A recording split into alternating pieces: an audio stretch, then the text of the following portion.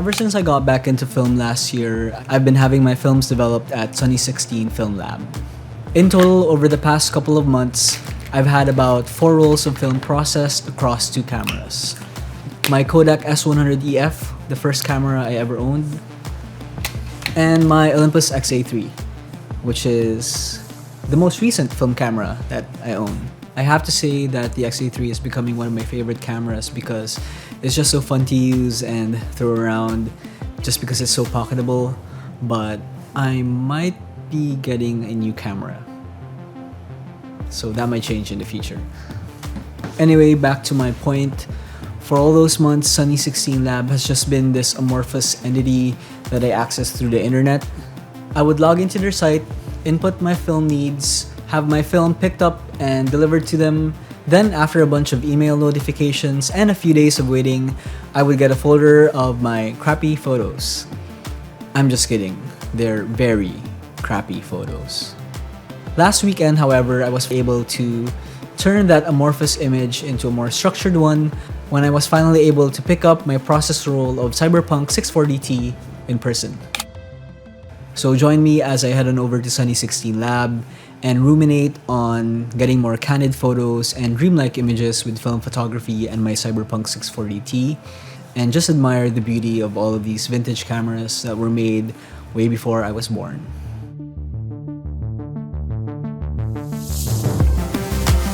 So if you're new to film, after you finish your roll, you can get them developed at the film lab, or if you have the necessary equipment and the balls for it, you can develop it yourself. I have neither, so I have my films processed at one of the most accessible film labs here in the metro, Sunny16 Film Lab in Quezon City. The process is simple. All you have to do is make an account and log into their site, pick the film service that you need, and choose your options for film processing and scanning. Of course, each of these options have an additional charge, but for the most basic processing of 35mm color film scanned at the highest quality, this will cost around 500 pesos or around $9. After paying online, you can drop off your film personally, or if you don't live close by, you can have them delivered through a courier. Sunny16 will then email you with regards to the status of your film, whether they received it, whether it's undergoing processing, or whether it's in line for scanning. What I've noticed is that if you send your films early in the day, it can get developed within the day itself, but the scanning can take another couple of days. I assume this depends on the quantity of films being currently scanned.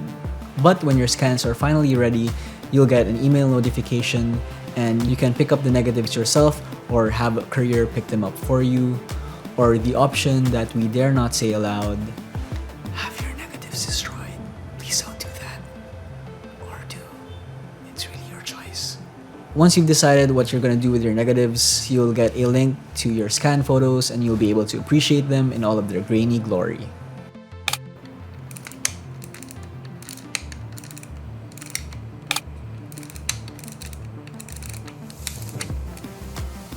Now, Sunny16 also has a cafe that I've been meaning to go to for a while, and knowing that my film would be ready in 1 or 2 days, we went to Maginhawa, a popular food destination and where Sunny16 is close by to, in the hopes that I could pick up my film personally, and if not, we could still enjoy some great food and coffee. So when we got to Maginhawa, we found ourselves at this very nice Mexican restaurant called Puesto, which I was pretty hungry, so I got these really good fish tacos. I highly recommend these. After that, we walked around to walk off said tacos in the general direction of Sunny16 Lab. And as luck would have it, I got some good news. Nandun na yung film! Let's go!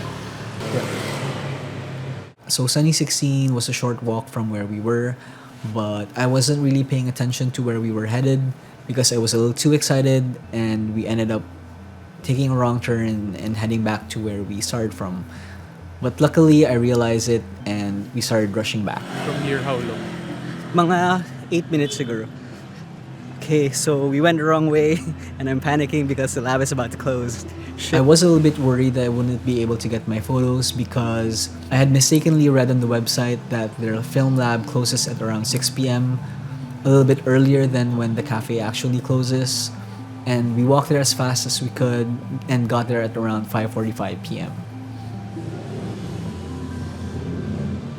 Fun fact, it looks like the lab actually closes at 7 p.m.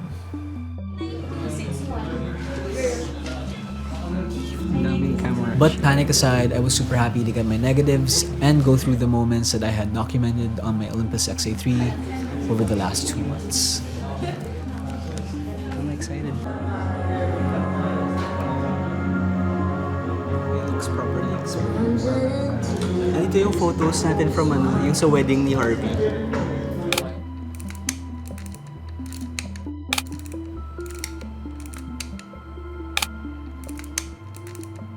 So with a shot of espresso and a plate of fries, a weird combination, but I am a weird person, I sat back and pleasantly admired all the vintage cameras.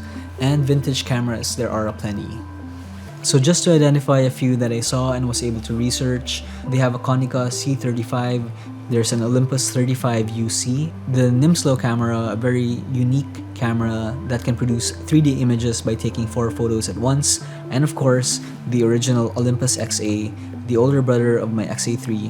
They also have a bunch of point-and-shoot cameras that just tickled that part of my brain that lives in a different time. Most of these are also listed on their website, so if you're interested, you can check them out there.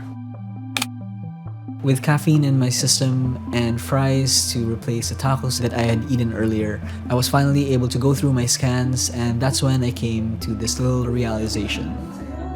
I don't get photos like this anymore.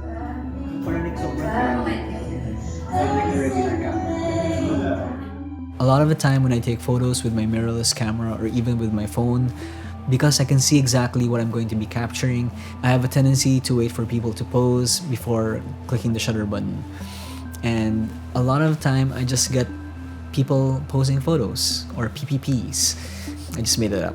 With film photography, especially for me, I get these little happy accidents where I might not have intended to press the shutter button or maybe press it a little too early, and I get these candid moments that I don't get a lot of in digital photography.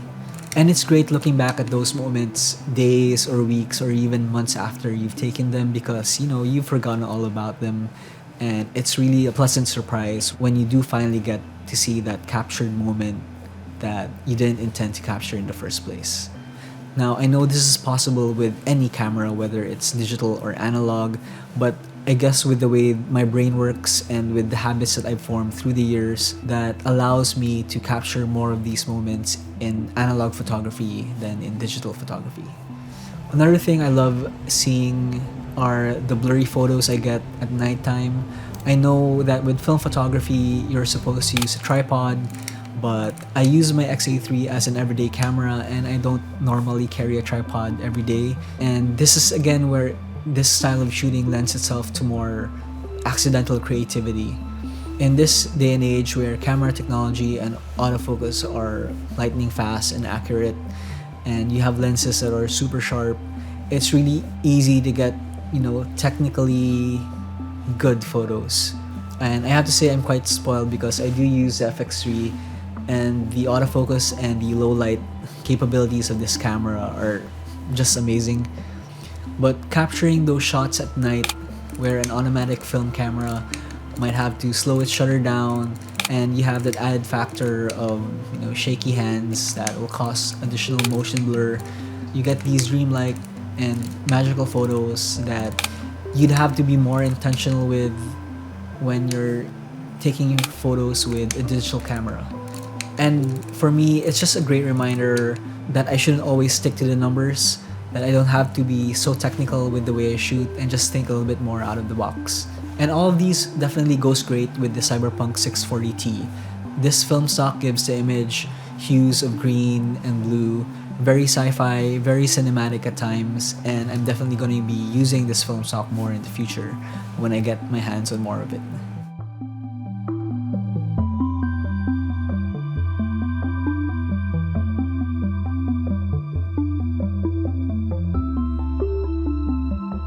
But for now, I recently loaded a roll of Cinestill 800T, and I'm really excited to use it because it's quite well known for being used in night photography, but I also want to see how it looks during the daytime. So that'll be a fun experiment to do. So getting back into film has been really fun for me. It's been a really rewarding experience, and I'm slowly falling down that rabbit hole of film cameras and film photography, and learning as much about it as I can. And something I might do in the future is get a home scanner, or try to take photos of the negatives and try to process it myself. So we'll see how that will turn out, because I'm pretty sure I'm gonna mess it up. So I hope you guys enjoy this video. Please like and comment below your experiences with film and whatever film cameras that you're currently using, and subscribe to help grow the channel. Thanks for watching. I appreciate all of you, and see you guys soon. Bye.